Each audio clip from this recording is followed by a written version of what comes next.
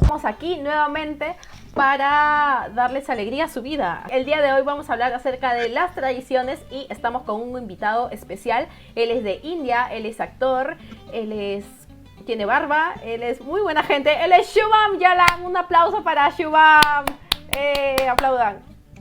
Claps to Shubham. So Shubham, thank you for being here. Thank you. We are so glad for having here. So tell us how you feel. How do you feel?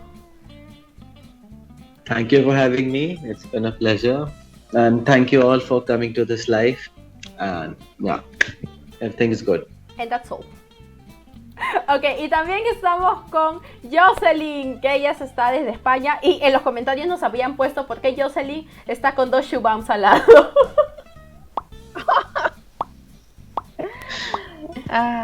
What can I say? ¿Qué puedo decir? A mí me gusta estar siempre bien acompañada. Muy bien. Y también el día de hoy estamos con quien es el alma de la fiesta, el ex boss en off del grupo. Comenzamos con Simo. Hola, Simo. Hola a todos y todas, ¿qué tal están? Una noche más aquí, hablando con Shubham, nuestro invitado. What? I said Shubham. You said Shubham. You say Shubham. Not Shubham. You say Shubham. Charukan.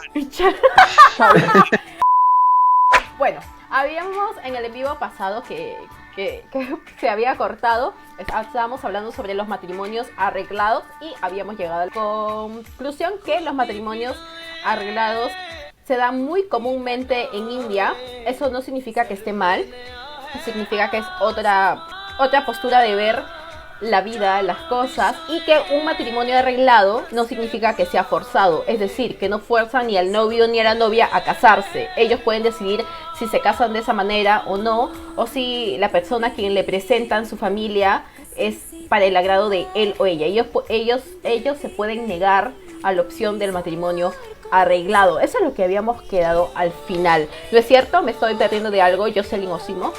No, eso estábamos hablando. Estábamos diciendo que, bueno, básicamente lo que dijiste, y que el Shubham decía que pues que sí, que digamos que es una cosa más familiar, ¿no? Que es donde te introducen donde te presentan a la chica o el chico.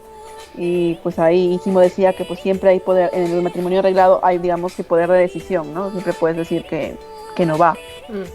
Y eso. Uh-huh. So Shubham, your elder sisters are married and it was an arranged marriage, right? How they decide that? It was for your parents told them, or they told your parents do they want to get married?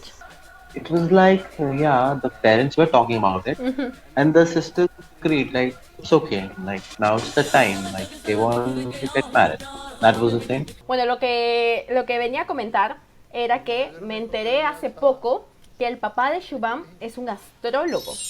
Y ustedes se preguntarán, ¿qué es un astrólogo? ¿Es algo así como un astronauta? No, un astrólogo es esta persona que ve el futuro en las estrellas. Ah, caray, eso sí me interesa, ¿eh? No sé si ustedes han visto en las películas que se concerta la fecha del matrimonio, se concerta fechas especiales preguntándole al astrólogo. Bueno, el papá de Shubham es astrólogo. How is have a father like yours, like your father, an astrologer in your family? How awesome is that? You can have the lotto numbers. See, the thing is, like, it's good, it's normal, not a big thing, I would say. Like, it's not a big deal. We have doctors too, like, parents are doctors and everything, so not a big deal. And I really have never asked about myself, so that's like But normal why? for me. Not You are like, scared about the future? no, it's not. I like to live in the present and not worry about the future by asking me and troubling myself. But Shubham, in the Indian traditions, an astrologer is too important for Yeah. right. Tell us how important is an astrologer, like a wedding or in a celebration? What they do? See, you're confusing yourself. Like an astrologer does a different thing, and a pandit. What you're talking about is a pandit. Okay. Because the marriages and everything Ajá. is a different thing. So the pandit is a very important person in India. Ajá. Like he is present at at temples and everywhere. So he's an important person. He's like a messenger of God, like a way that he's doing all the pujas and all, and he's giving you from the inside stuff and everything. El astrólogo lo que ve es los días propicios, si es que las personas son compatibles o no, pero el pandit, que es el sacerdote, es el que propicia todas estas bodas, estas celebraciones, y él es básicamente la conexión que se tiene con Dios. Es como aquí el cura en la tradición católica. Bueno, para los indios vendría a ser el pandit, claro que con sus diferencias, ¿no? De cada cultura. Rosa, and I have a question. Yes. So in many movies, I see that, for example, it's told that some people are just were born like not good for marriage, like they have to perform some rituals and to do that sort of things. I don't know that the name no, I don't know. I don't know the name of that. Manglik. So, who is the one who says that? I mean, who checked that? The astrologer? That is the work of an astrologer. Ah, I mean, how they know that? How do they know that? They read the stars, actually, like their planets and everything. They see the movement of something and they do their calculations. And according to that, they'll ask you a couple of questions like, did this incident happen in your life before? And if they are on the right path, then they will tell that you have this thing to fix. So for that, they give you a remedy like ring, wearing, like this. That's why you wear rings, because you're not able to marry. You're not able to marry. Many Indian actors wear a lot of rings. I remember Jay Kumar wears a lot of rings. Yeah. Superstition. I have to wear because my dad is an astrologer. I have to listen to him. Wear it and you wear. I wear 2 rings. Shubham, I think Rosa was talking about earlier about the weddings. Is because she saw in the movies that sometimes 2 people before they get married, they check with the astrologer if the other person is compatible. It's like they go there and ask the question if this person is suitable to marry this other person, and the astrologer does the calculation and says yes or no, or you have to wait an amount of time and then the right time they will be compatible. I think something exactly. Yes.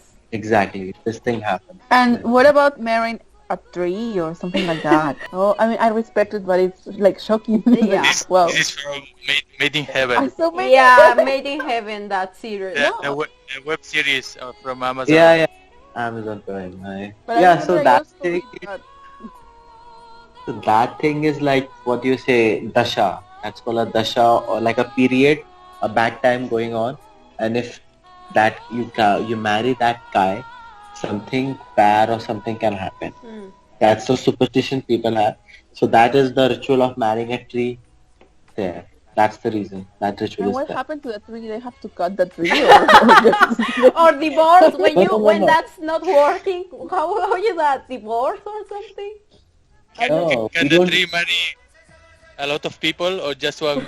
Por ejemplo, nosotros hemos visto una serie que es Made in Heaven y ahí aparecía una chica que no era apta para casarse, entonces lo que le recomendaban era que se case con un árbol.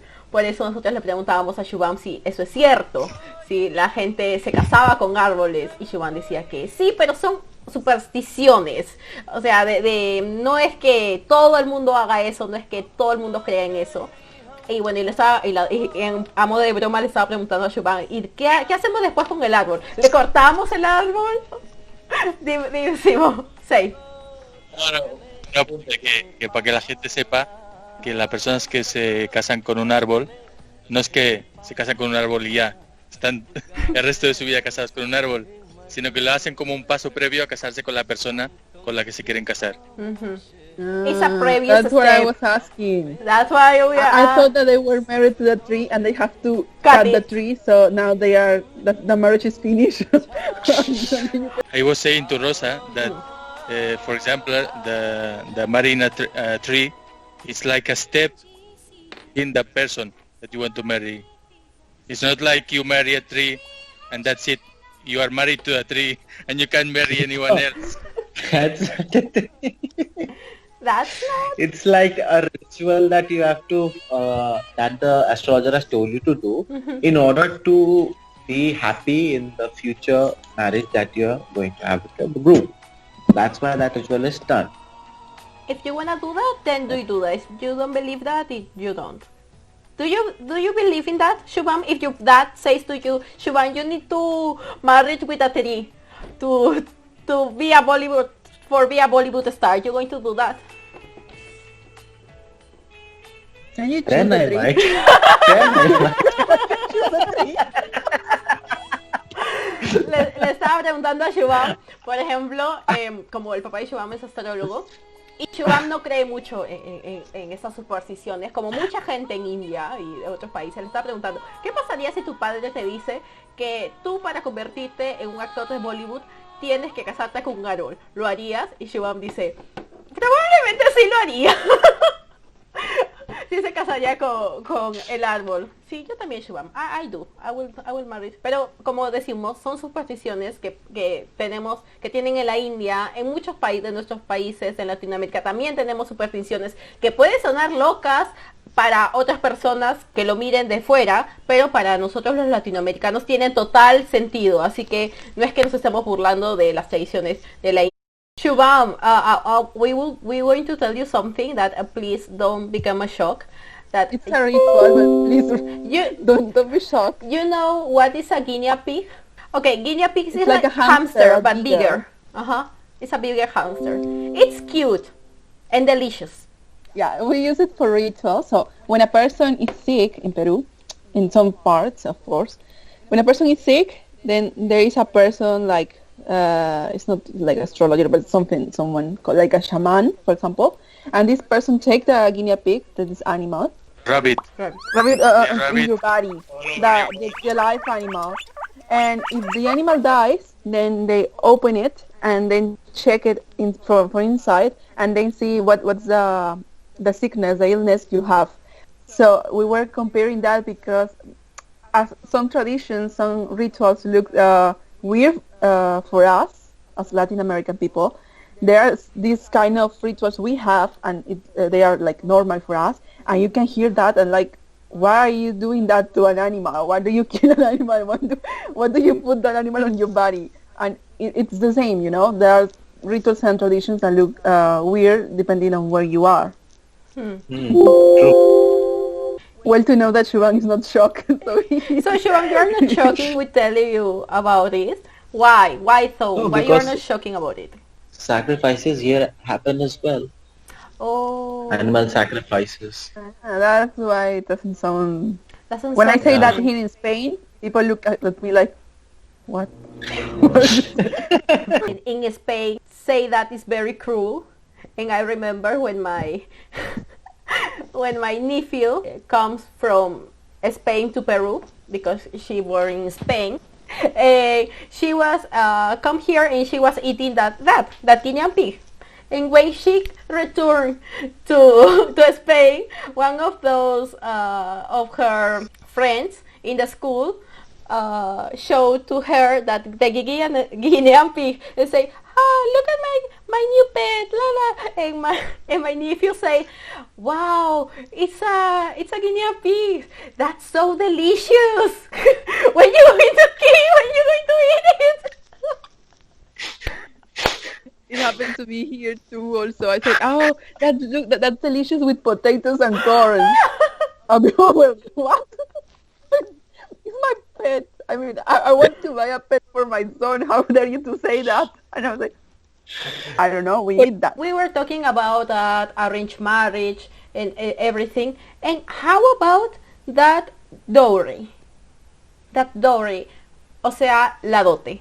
Para quien no lo sepa, la dote es cuando la familia pide, en este caso en la religión de la hindú, dinero o regalos para casarse con el novio. O sea, básicamente eso es lo que significaría la dote. So, Shubham, how you Indians manage the dowry stuff? Because I know now the dowry is illegal, but you can find that dowry as a gift that family bride give gifts to the groom. Yes. So how can you manage that? It's a serious problem there. It's a problem here actually. Like people should not give dowry or anything. Like they're getting married, they're not selling their daughter or something. So it's to me that concept looks very weird, and I'm against it totally. But yeah, it exists in India, and people, the groom side demands heavy amounts from the bride side most of the time, and they threaten them that like they'll end the marriage or something. So the bride side, to save our respect, because in India it's like if a bride is back home when she's getting married and the groom side rejects her, it's considered very bad. So for the reputation, they give dowry in order to stay intact and keep it in the family and not make it public or become a laughing stock in the audience. Wow. Wow. I think in Hinduism the dowry is for the groom, but in Islam the dowry is for the women. It's for women, and it can be money, or it can be jewelry, or it can be an apartment, a trip, everything you want, and it depends on you. But some of us, at least because I saw it in not only Latin American people, but also in Asian people and in Arabs too, but young people, we see that now because we are young and we question those things. Even though the dowry is for us women, we feel like no, it's not fine. I mean, you can buy a house if you want for both to live in. It's normal because we are married, but to give a dowry, I don't find it properly, not even for women or for men in Hinduism or Islam. It's like it's weird for me, but some people take it normal. Yeah. So do you consider to ask a dowry to you, Shubham? You can find any money of it. You can get much money of it. Imagine how much you offer to Shubham. How much money? Are you like selling me or bidding me? Yeah. How much money? Well, of course. I will. I'm your behen. Yeah. You want the dowry, I know. I will keep that dowry. If you don't want it, I will keep it. Don't worry. No, I was Okay. I was about just to say that I want now to talk with my mother because she was calling me, and she said my cousin in Morocco is getting married tonight. Ooh. Wow. Oh, Tonight. How is that video call? nice. Yeah. They're doing they're like pre-wedding. Engagement party, Engagement. but in a religious way they are married now. Not legal yet. Yeah, yes. They say after Corona ends, I don't know it will ever end. They're gonna do a big wedding, but now just the two families. They're not bringing guests. And did they pay a dowry? Yeah, normally in Morocco, the guy pays a dowry to the family of the woman. You haven't paid me anything.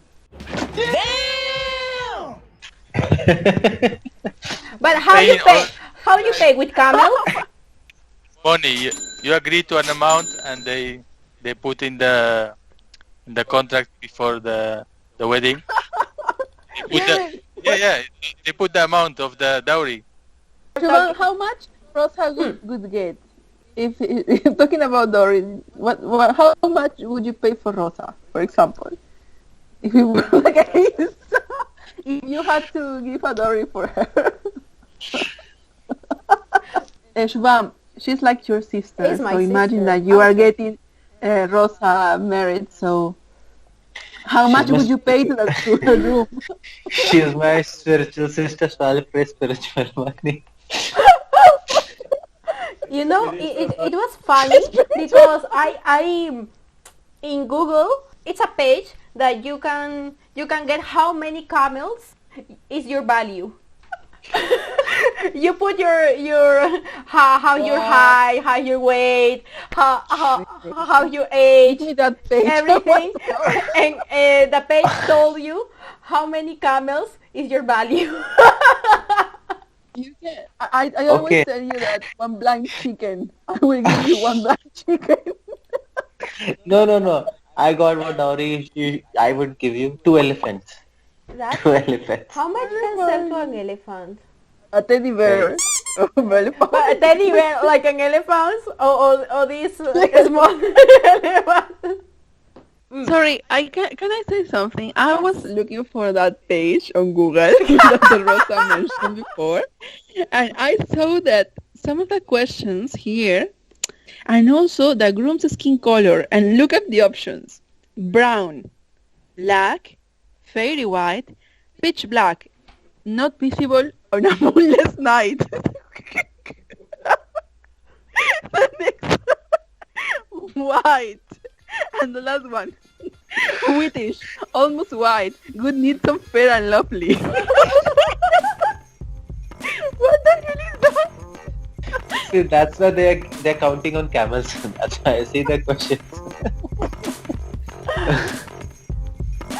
Okay, marriage. We're going to talk about marriage.